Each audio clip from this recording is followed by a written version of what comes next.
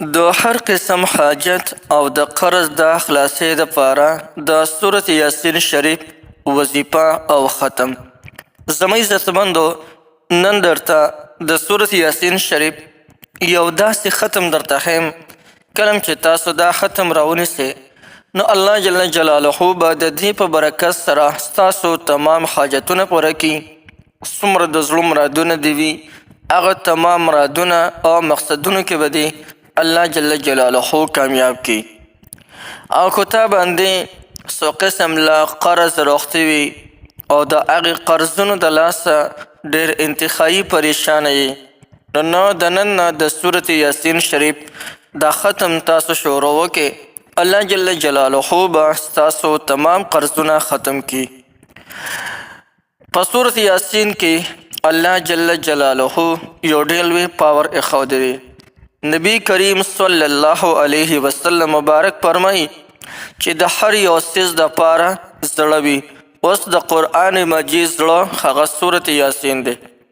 یقینا زړه هغه مرکز دی، هر یو څیز دپاره زړه هغه پکار دی. دغه رنګ د انسان دپاره الله جل جلاله قلب یعنی زړه مقرر کړی دی. نو که دا زړه ټیک و انسان ټیک، که زړه خراب و په دې کې والونه خراب و نو انسان بیا جمدین نشي پاتې کېدی.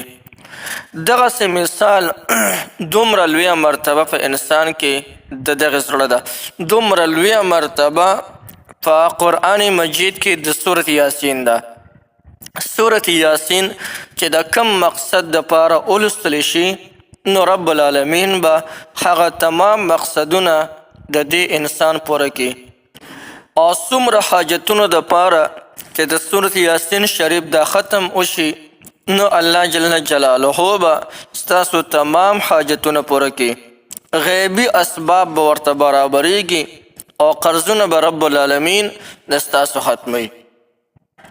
او د دې یو پیده دا هم ده، کم انسان چې پابندۍ سره روزانه د سورة یاسین شریف تلاوت کوي، یعنی د سحر د منځونه پس د سورة یاسین شریف هغه تلاوت کوي او روزانه پابندۍ سره کوي، نو الله جل شانه به ورته دوه قسمه انعامونه ورکوي.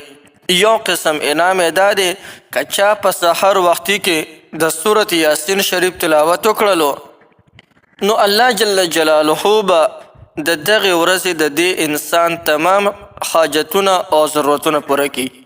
الله جل جلاله به د دې انسان دپاره کافي شي او تمام مقصدونه به رب العالمین پوره کړي. دویم خبره چې کوم انسان د همیشه لپاره د سورة یاسین شریف تلاوت کوي نو دا انسان به د عذاب قبر نه هم محفوظ وي. درې قسمه صورتونه داسې دي په قرآن مجید کې چې انسان د هغې پابندۍ سره تلاوت کوي نو دا انسان به عذاب قبر نه محفوظ وي. یو پکې سورة یاسین شریف دی چې د سحر د منځونه یو کس وی، چې یعنی څنګه چې سحر منځو کې د هغې نه پسې وی. دویم نمبر حامیم سجده او سورة تبارک الذی چې د ماسخوتن د منځونه پسې روزانه پابندۍ سره څوک وی. دغه درې صورتونه داسې دي چې الله جل جلاله بنده ته د دې په وسیلې سره د عذاب قبر نه نجات ورکوي. نو دوه قسمه پیدې درته ملاویږي، یو تا ته چې کوم دی اخروي پیده ده، بل تا ته دنیاوي پیده ده. نو که د ستا هر قسم حاجت وي او هغه حاجت نه پوره کېږي، نن چې دا کم ختم درته ښیم د سورة یاسین شریف دا ختم ولرونیسه نو الله جل جلاله به ستاسو تمام حاجتونه پوره کړي. د دې ختم طریقه هم درته ښیم او تعداد هم درته ښیم او څو ورځې به دا ختم کوو نو دا مکمل طریقه درته زه ښیم انشاءالله چې په دونه وخت کې به الله جل جلاله ستاسو تمام حاجتونه پوره کړي. دې باندې هفتې نه زیات چې کوم دی هغه وخت نه لګي، انتهایی آسان ختم دی. په ظاهره به تاسو ته لږ شان مشکل ښکاري لیکن مشکل نه دی. دا ختم یوازې د قرض او د عام حاجت دپاره نه، بلکې که تاسو باندې قرضونه راغتي وي او د دغې قرضونو دپاره وکړي نو هغه به هم الله جل جلاله ادا کړي. یا د ستا کاروبار نشته او د کاروبار د ملاوېدو دپاره د سورت یاسین شریف دا ختم رونیسي، الله جل شانه به درته مزیدار روزګار په ښکلي ځای کې به د ښکلي مزیدار روزګار هم درکړي. که د ستا روزي لنډه تنګه وي دا وظیفه ولې رونیسه، الله جل شانه به د روزي پراخه کړي.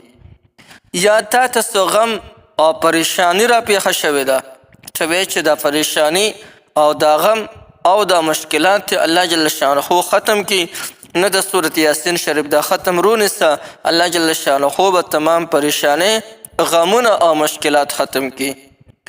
یا د ستاسو د کور دننه څه قسم لا مسلې دي، کله د خواښې انګور مسلې، کله د بچي د مور یا د بچي او د پلار مسله وي، یا دغه رنګې هر قسم مسله وي، جنګ جګړې وي، امن نه په کور کې، د هغې دپاره د سورت یاسین شریف دا ختم که تاسو رونیسئ نو الله جل جلاله به هغه تمام مسلې اوارې کړي او تمام مشکلات به الله جل جلاله ختم کړي.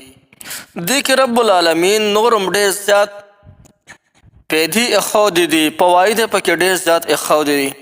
دا یو څو درته ما ذکر کړل، یعنې د دې نه علاوه تاسو چې هر قسم حاجت د هغې دپاره کوئ، لکه د چا رشتې نشته نو د رشتو دپاره هم کولی شي، د چا د رشتو بندش دی د هغې بندش د کلاولو دپاره کولی شي، د چا د کاروبار بندش دی د هغې دپاره هم کولی شي.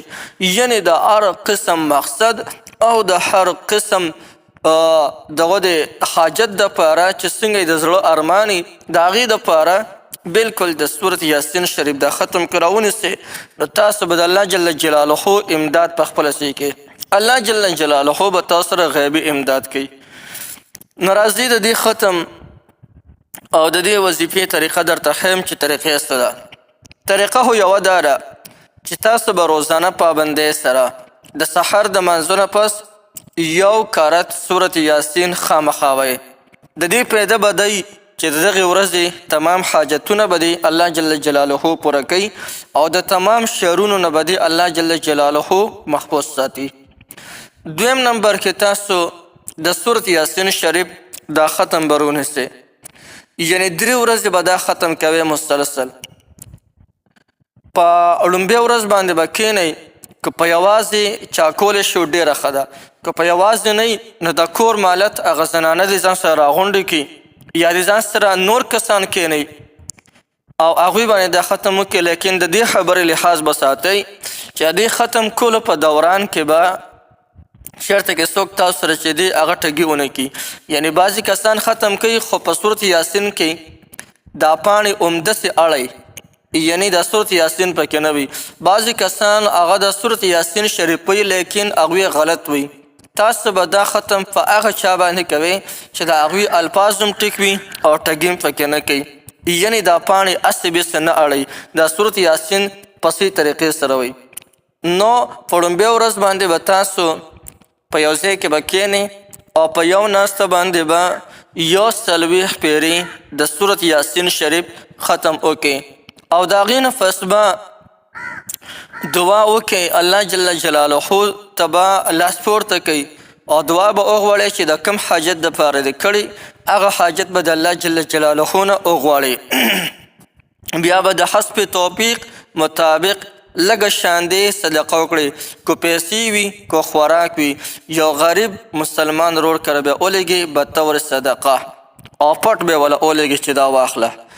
دغه رنګ په دویمه ورځ باندې همدغسې عمل وکړه چې د سورت یاسین شریف دا ختم وشي، بس د حسب توفیق مطابق چې څونه دې وس وي هغه نه د خپل وس مناسب چې دی هغه صدقه وکړه، که پیسې وي که خوراک وي که هر څه وي هغه یو غریب مسلمان کره ولېږه.